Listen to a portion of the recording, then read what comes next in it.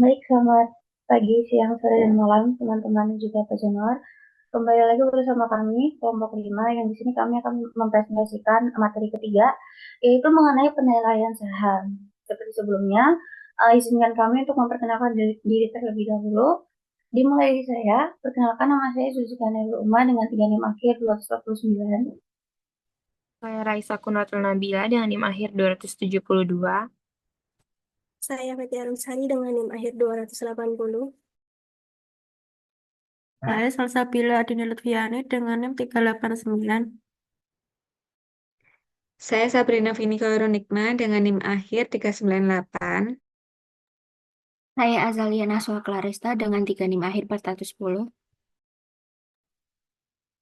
Oke, di materi ini, untuk poin pertama, kita akan membahas tentang penilaian saham.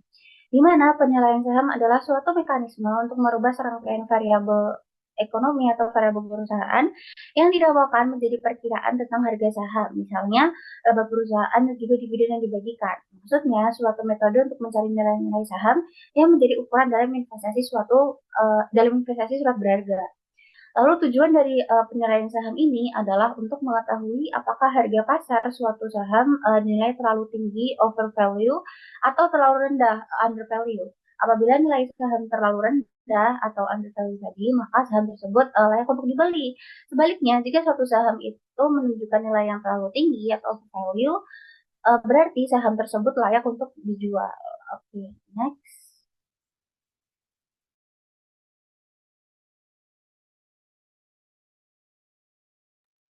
Selanjutnya ada jenis-jenis penilaian saham.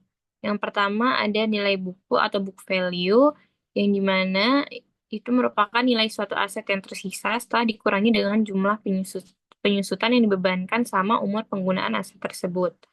Nilai buku rumusnya itu total ekuitas dibagi jumlah saham biasa yang beredar. Selanjutnya yang kedua ada nilai pasar. Nilai pasar adalah harga yang akan atau sudah dibayarkan di pasar terbuka untuk suatu aset seperti saham, obligasi, atau aset lainnya. Selanjutnya, yang ketiga ada nilai intrinsik saham adalah perkiraan nilai sebenarnya atau harga wajar dari suatu saham berdasarkan analisis fundamental perusahaan. Ini berbeda dengan harga pasar yang bisa fluktuatif dan fokus pada potensi jangka panjang perusahaan.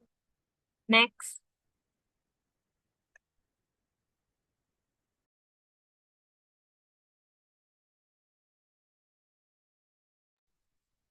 Yang selanjutnya mengenai pendekatan dalam penentuan intrinsik saham. Ini pendekatan dalam penentuan nilai intrinsik saham berdasarkan analisis fundamental, yaitu pendekatan nilai sekarang. Perhitungan nilai saham dilakukan dengan menghitung nilai sekarang atau present value semua aliran kas saham yang diharapkan di masa datang dengan tingkat diskonto sebesar tingkat return yang disyaratkan investor. Ini ada 3. Yang pertama ada model pertumbuhan nol. Jadi model ini digunakan saat dividen yang dibayarkan oleh perusahaan tidak akan mengalami pertumbuhan. Yang kedua ada model pertumbuhan konstan. Konstan model pertumbuhan konstan ini dipakai untuk menentukan nilai saham yang pembayaran dividennya mengalami pertumbuhan secara konstan selama waktu tak terbatas. Dan yang ketiga ada model pertumbuhan tidak konstan. Model ini sesuai untuk menilai saham perusahaan yang mempunyai karakteristik pertumbuhan yang fantastis di tahun-tahun awal. Nah, sehingga bisa membayarkan dividen dengan tingkat pertumbuhan yang tinggi. Terus selanjutnya akan dilanjutkan oleh rekan saya.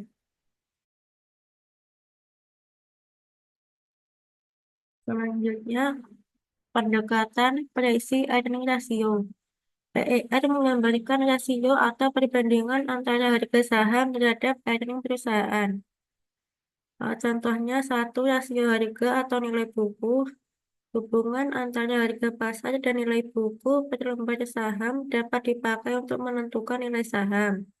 Yang kedua, rasio harga atau aliran kas. Pendekatan ini mendasarkan diri pada aliran kas perusahaan, bukan earning perusahaan. Yang ketiga, Economic Value Added atau EVA.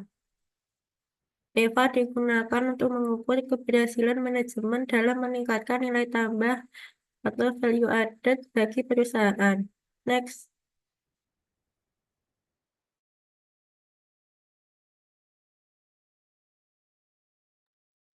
Oke, materi selanjutnya yaitu mengenai saham biasa atau common stock. Nah, saham biasa ini adalah bentuk kepemilikan di sebuah perusahaan yang memberikan hak kepada pemegangnya untuk ikut serta dalam pengambilan keputusan perusahaan. Nah, salah satu contohnya yaitu adalah memberikan suara dalam rapat umum pemegang saham atau RUPS untuk memilih direksi pemegang saham biasa. Pemegang saham biasa juga memiliki risiko kerugian yang lebih besar jika perusahaan mengalami kebangkrutan. Nah, lalu ada karakteristiknya, yaitu yang pertama, pemegang saham memiliki hak suara dalam memiliki dewan komisaris dan keputusan lain yang ditetapkan pada rapat umum pemegang saham atau RUPS. Lalu yang kedua yaitu dividen dibagikan setelah pembagian dividen saham preferen.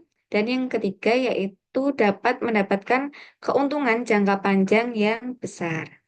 Next.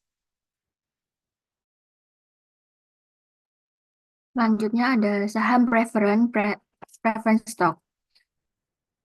Saham preferen adalah jenis saham yang memberikan hak istimewa kepada pemegang dibanding pemegang saham biasa. Salah satu keistimewaan utama adalah prioritas dalam pembayaran dividen dan klaim atas aset perusahaan jika terjadi likuiditas. Nah, di sini ada karakteristiknya. Yang pertama, pemegang saham preferen didahulukan dalam pembagian dividen. Yang kedua, mempunyai hak untuk pembayaran terlebih dahulu atas dividen yang sempat ditangguhkan perusahaan.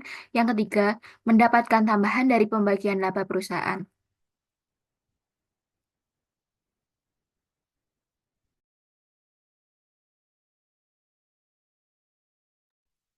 Baik, sekian dari presentasi kami mengenai materi ketiga. Selamat bertemu di presentasi selanjutnya. Terima kasih.